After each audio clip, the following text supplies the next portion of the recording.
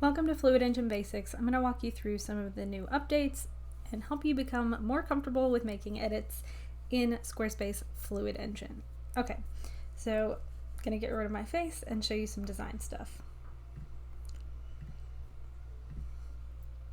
The first and probably largest difference is the fact that there are no more spacers in Squarespace Fluid Engine. So instead of spacers, we can now move content freely around the page. We can also adjust the size of our content by just moving the corners on the bounding box, and we can add space to our content the same way, just by changing the size of our bounding box. Something that I think is going to be a breath of fresh air with this change is the fact that now we can add icons that we can size a lot more freely without using custom code. So like let me show you what I mean.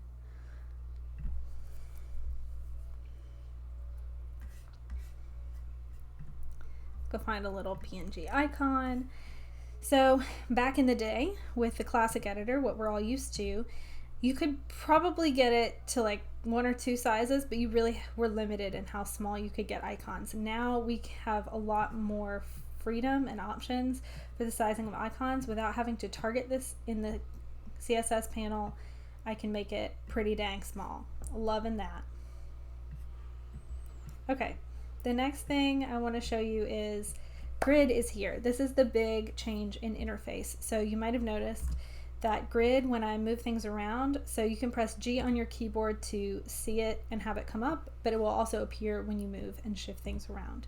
So now when you hit edit section, this panel has changed quite a bit. There's no more standard set widths. There's now gap and row count. So you can adjust the size of your grid by using these three dots. You can change the rows and the columns, and the default is just 11, and the default for the gap is just already set. There is a gap when you create a new section. You can also use this little handle to drag the size of your grid, and you can toggle fill screen and it will add padding to the top. Hold on, I think it did it to, which section are you? So if I hit fill screen, you'll see that the spacing above and below my grid was removed. So we still have a custom height, but there's no more custom width at all. And you can change alignment, so that's still there. One important thing to note about the gap is if you want to execute a split screen section like this, you will have to remove the gap. So if I have a gap, then my images are not going to line up perfectly, but if I remove it, then you can see that the corners of my images touch perfectly. Okay, let's talk about adding element, because there's a couple of new things that you have to understand when you're adding elements to Squarespace. So I have a blank section here, and I'm just going to show you how to add elements. So I'm going to add an image, a piece of text, and a button. So let's start with our image. If I just click it from the add a block panel, it's going to pop up in the top left corner every single damn time. Even if I add another thing, it's going to be right on top of this, because things can overlap now. So my best method is when you hit add block, click and drag the items. It's going to save you time, and everything's not going to pile up in the top left. Let's add an image. Let's do something cute. These photos are by my twin sister and co-owner of Mushaboom Studio, Laura Grace. These were for a web designer. They are so fun. I love the red. I love the flowers. Okay, and let's do a bit of text. So if you remember, I did add the text second. That's going to be important. So let's say contact us. Okay, now I actually want my text to be on top. I changed my mind. So what's happening? What's going to happen? That looks great. That looks how I want it to. But now that we can overlap items and add things in all sorts of wonky places, Squarespace still has to have a way to order content. So because the image was the first thing I added, the image is going to be the first thing that an e-reader recognizes on Squarespace. So now the order you add your content in matters for accessibility. So you really have to kind of plan out and pay attention to the order you add things. And if I go into my mobile view, you can see it will still recognize the order that I added things in. So it's going to show my image first. Yep, there you go. So yes, you can change the way that this looks on mobile view, because now we're adjusting for mobile view a lot, but e-readers are still going to pick up that image first. So that's really important. We can also overlap things, as I said, so we can do something like that. Super cool. If I had added that in and it appeared behind it, I can adjust it using these toggles. I'm just going to add a button. There we go. Okay, cool. Which brings me to this point. We were just looking at mobile view. So one thing that's really important about this new interface is that you basically have to check your mobile view for every single section you design. It's going to add some funky spacing. It's going to remove and squish things. It's kind of an annoyance. And also you'll notice that like I have this bounding box and my grid won't move smaller than the largest thing on my section. So I have to go fix that to make sure it looks right. Same thing with this. So you can see my bounding box is super big. I have to fix that. And then I can adjust my section.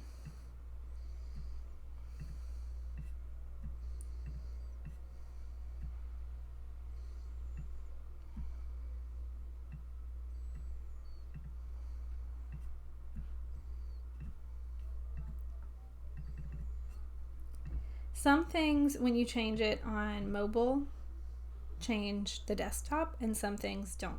When you move items around, it doesn't change the desktop version, but if I changed, for instance, the orientation of a button or the alignment of text, that would apply on desktop. So it's kind of confusing, and you just have to pay attention to what you're doing and check desktop and check mobile.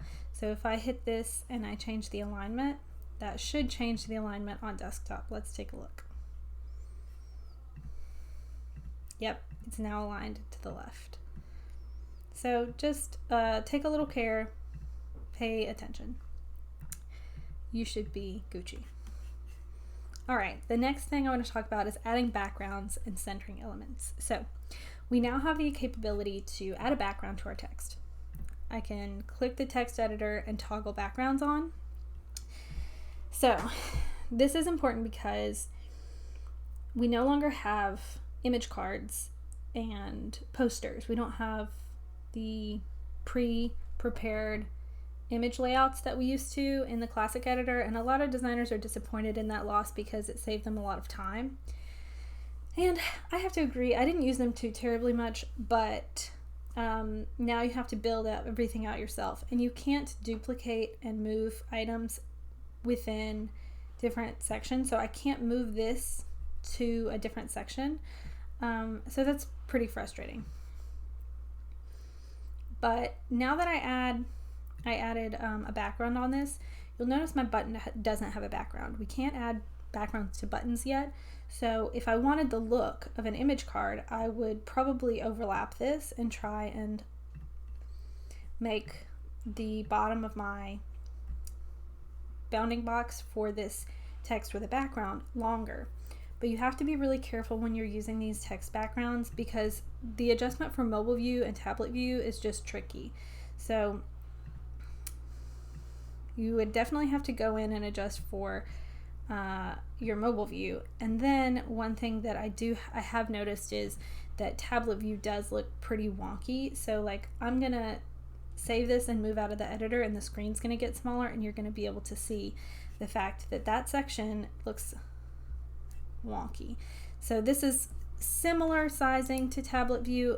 If it's a little smaller, it would be pretty much perfect tablet view, but we don't have a way to edit tablet view without custom code, so this is something to be aware of when you're using these text backgrounds. You can add padding to a text background.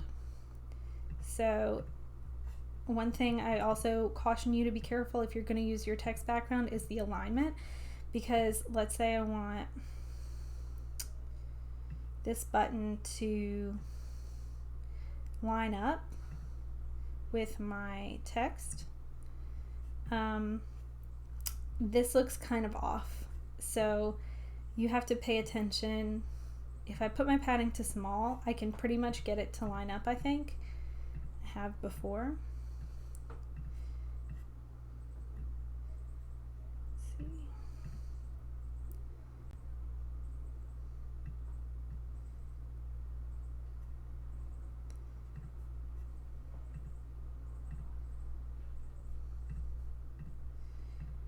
But it's really tricky. So I feel like if you're going to use these backgrounds, just pay attention, be careful, check how things are looking every step of the way. It's kind of fussy.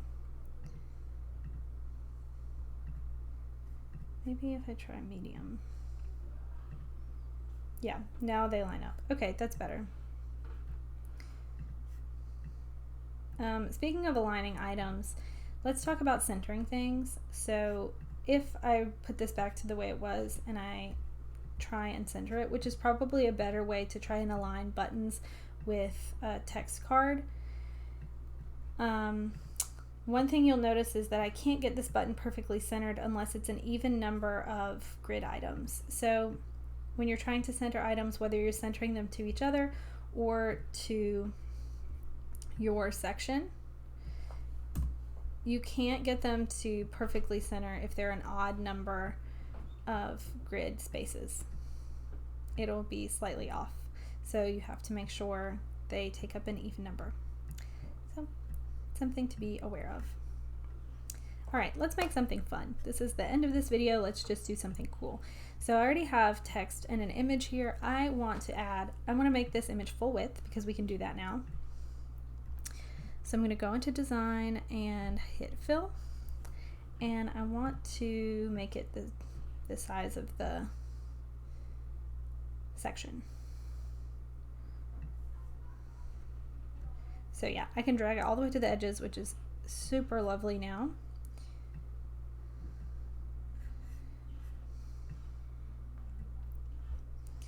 And I can also make my text fill the width of the space. So I had set my bounding box to the size of the section first, and then I hit this, which makes your text take up the space of its bounding box. Love that.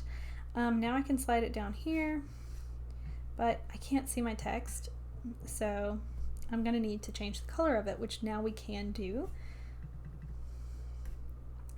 by selecting our text and hitting the color. Love that. Okay, this looks pretty good, but I want to do one more thing.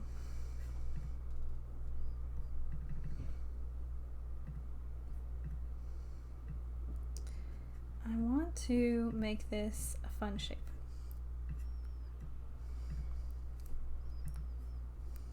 Design, shape, and yeah, I had already picked this. Can you tell that I planned this? And I want to hit stretch so that it fills out the whole thing, and I need to make it bigger.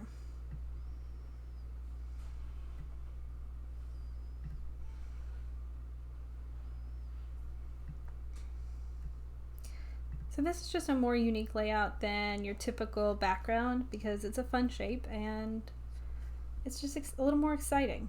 Yeah, so I'm really excited about the new Fluid Engine. Yeah, it's buggy. Yeah, it's got problems.